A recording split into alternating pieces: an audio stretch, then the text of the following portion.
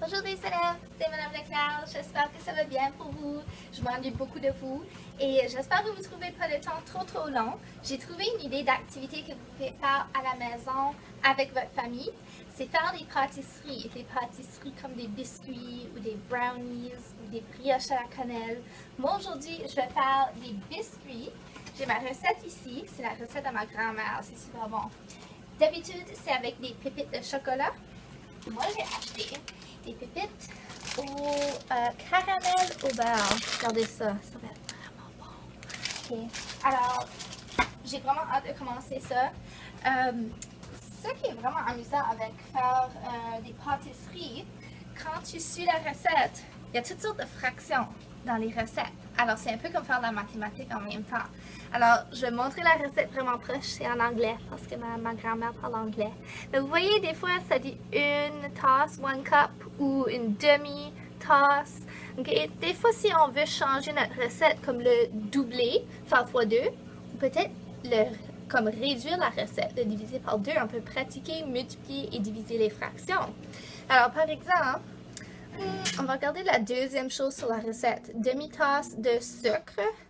Si je voulais doubler ma recette, au lieu de faire une demi-tasse, si je veux le doubler, lui plus lui, ça va faire une pleine tasse. Ou si je voulais diviser ma recette en deux, la demi d'une demi-tasse, c'est un quart de tasse. OK? Alors, si vous faites des recettes à la maison et vous voulez faire un peu plus ou un peu moins, ça pratique les fractions vraiment bien. Et je sais que toutes mes classes, 5, 6, 7 et 8, on a fait les fractions dernièrement. Alors, c'est une bonne façon de pratiquer ça. OK, moi, je vais aller faire mes biscuits. Je vais vous montrer à quoi ils ont l'air à la fin. Ah, j'en ai ici qui sont déjà prêts. Regardez. Ah! Votre goûter, faire ça, c'est bon? C'est bon. Bon, aujourd'hui pour mathématiques 7e année, on va voir calculer les pourcentages. Alors, comme enseignante de maths, j'entends souvent « Madame, pourquoi on apprend ça? Madame, quand est-ce qu'on va utiliser ça dans la vraie vie? Ça sert à quoi? » Là, aujourd'hui, je peux vous dire honnêtement que ce que vous allez apprendre, c'est quelque chose que vous allez vraiment utiliser dans la vraie vie. Moi, je peux honnêtement dire que chaque fois que je vais magasiner, je calcule des pourcentages pour vrai. Alors, surtout quand je vais magasiner pour des vêtements, il y a souvent des ventes comme ça veut dire « Ah, 25% de rabais ». Moi, je sors tout de suite mon téléphone, j'ouvre ma calculatrice et je calcule combien d'argent je vais sauver si j'achète cette chose. Ok, je suis très gratte-sous, j'aime vraiment sauver mon argent beaucoup. Alors, je cherche toujours les rabais. Et vu que je cherche les rabais, je dois souvent calculer combien d'argent je vais sauver. Alors, c'est ça qu'on va voir aujourd'hui. Je vais inventer un exemple. On va dire que tu es à un magasin de livres et tu trouves un livre que tu aimerais acheter. Ok, je vais dessiner comme un gros livre ici. Blablabla, ça c'est le titre. Dans le coin, il y a un petit collant qui dit 7,99. Ça c'est le prix du livre. Mais wow, il y a un autre collant qui dit 15% de rabais. Alors, notre livre est en spécial. Et moi, je vais calculer combien d'argent je vais sauver et combien je vais payer pour ce livre si c'est 15% de rabais. Première chose à faire, on doit trouver le décimal de 15%. Moi, je sais tout de suite que c'est 0,15.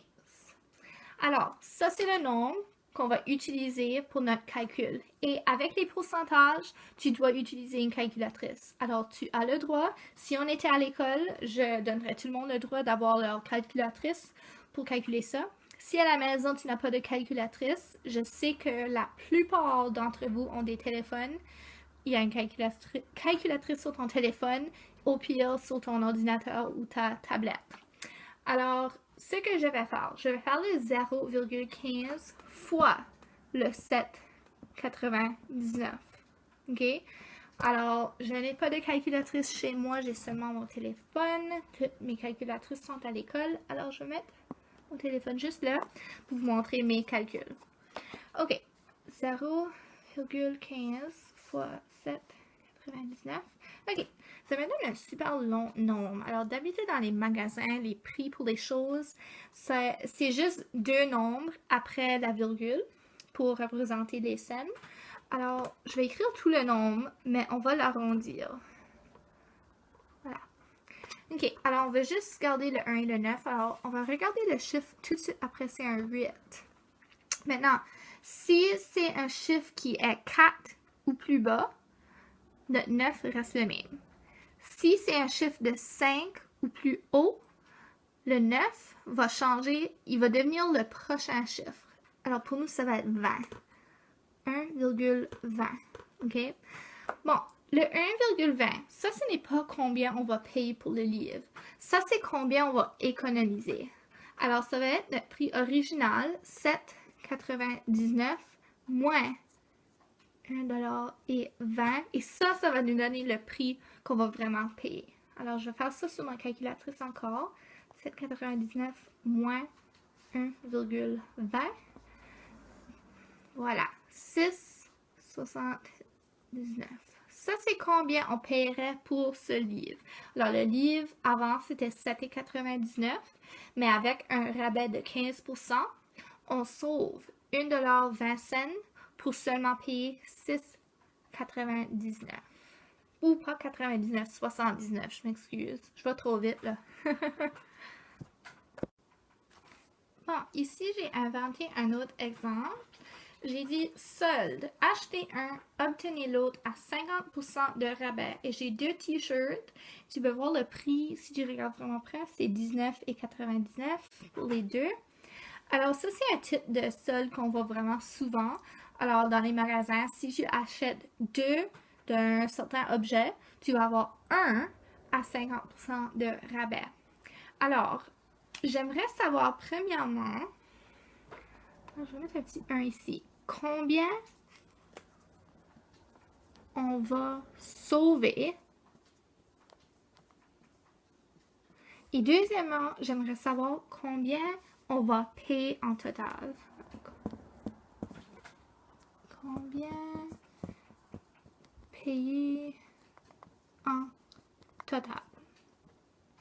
Alors, on cherche 2 montants. D'accord?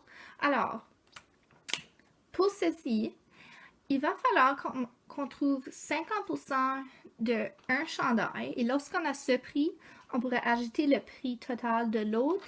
Et là, ces 2 nombres ensemble, ça va nous donner combien on va payer en total. Quand on calcule le 50% de 19,99, le nombre qu'on va recevoir, c'est ça combien on va sauver quand on les multiplie ensemble. Alors, je vais sortir ma calculatrice. Je vais la mettre ici. Là, j'ai pas beaucoup de place sur mon tableau ici. Alors, je vais juste écrire en haut ce que je vais multiplier. 0,50 fois 19,99. Je vais faire ça sur ma calculatrice. OK. On a 9,995. Alors, ça... j'aime pas cet exemple. OK, voici un nouvel exemple. Alors, j'ai écrit solde. Achetez un, obtenez l'autre à 50% de rabais. Et j'ai 2 t-shirts. Wow, c'est des t-shirts Gucci, tellement beaux. Ils sont seulement 12,99 $. C'est pas cher pour Gucci du tout. Mon rabais ici, c'est des rabais qu'on voit souvent dans les magasins. Alors, tu achètes un objet et tu as l'autre pour la moitié, 50% du prix.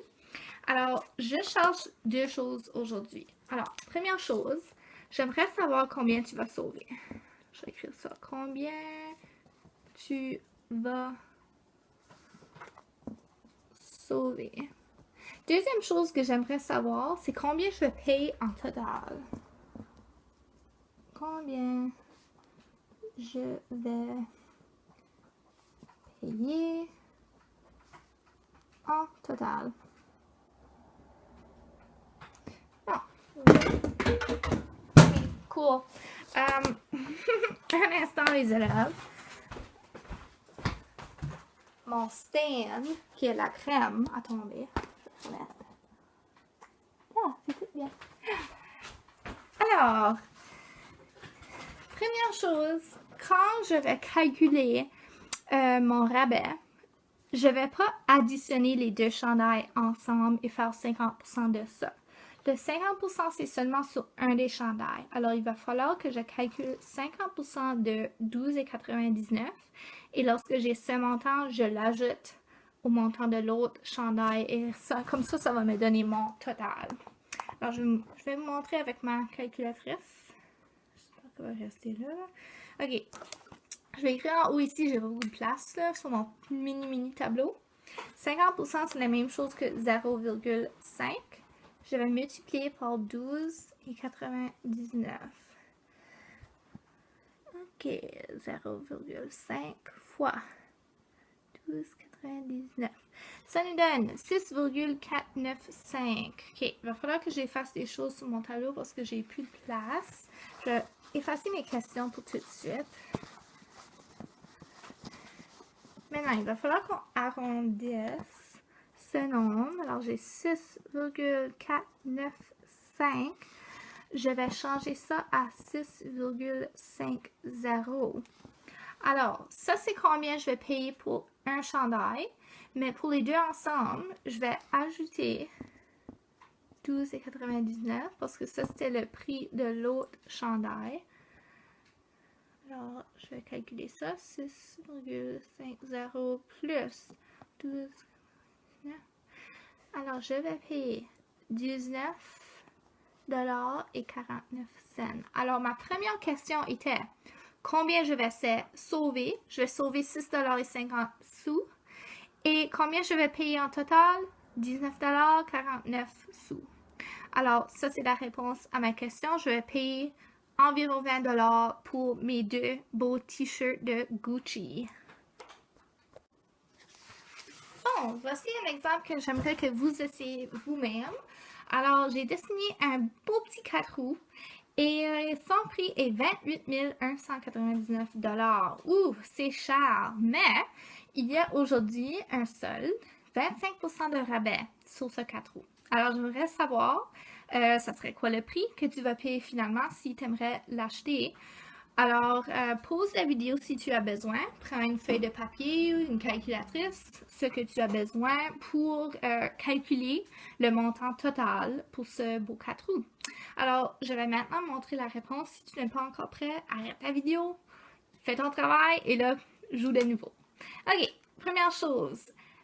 25%, son décimal serait 0,25. Alors, c'est ça que je vais multiplier par 28,199. Maintenant, quand je mets ça dans la calculatrice, je ne vais pas mettre 28,199 parce que ça, c'est comme si mon prix est juste 28 $, ok? Il faut mettre tout le nombre sans point dedans.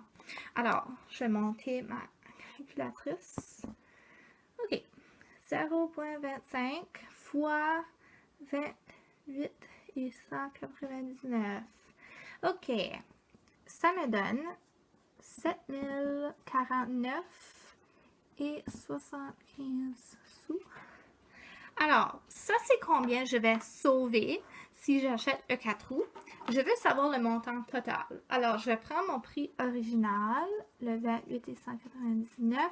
Je vais soustraire 7049 et 75. Ouh, j'ai manqué de place. Et on va voir combien ça va être. Alors, je vais mettre ça dans ma calculatrice. Ouais. 7049 et 75.